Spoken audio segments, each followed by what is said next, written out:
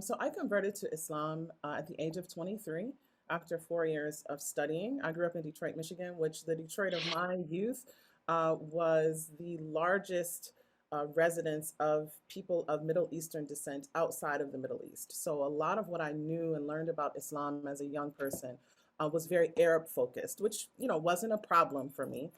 And then in college, when I went through my spiritual epiphany and I began to study Islam, Detroit is also the home of the Nation of Islam, which was a very different iteration of Islam. And while both were intriguing, neither one of them seemed to draw me. And then I happened upon a book from Nigeria about Islam.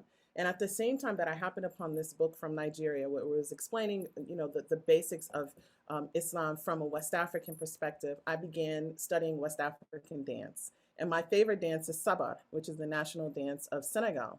And in that space was the first time that I was confronted with the image of Sheikh Amadou Bamba, but it wasn't in frames, it wasn't on doors, it was in little, almost like lockets, leather framed pouches worn around the neck of drummers who wore very brightly colorful njajas, colorful patchwork clothing, and wore dreadlocks. And these were men who were young like me. And of course, I asked them who it was, and sometimes they would break out into songs, sometimes they would break out into a rhythm, and they would start dancing. And I said, well, who is this person who is bringing all of this joy and all of this life?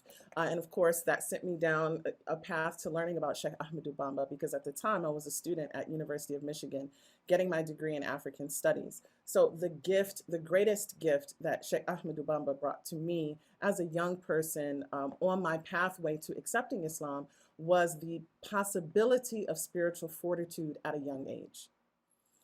It was seeing young people, young Black men uh, from Harlem, from Detroit, from Atlanta, who were completely enraptured with this spiritual giant, not because he was a singer, he wasn't a rapper, he wasn't someone that in the mainstream we would think that young Black people would be attracted to, but he was a spiritual master.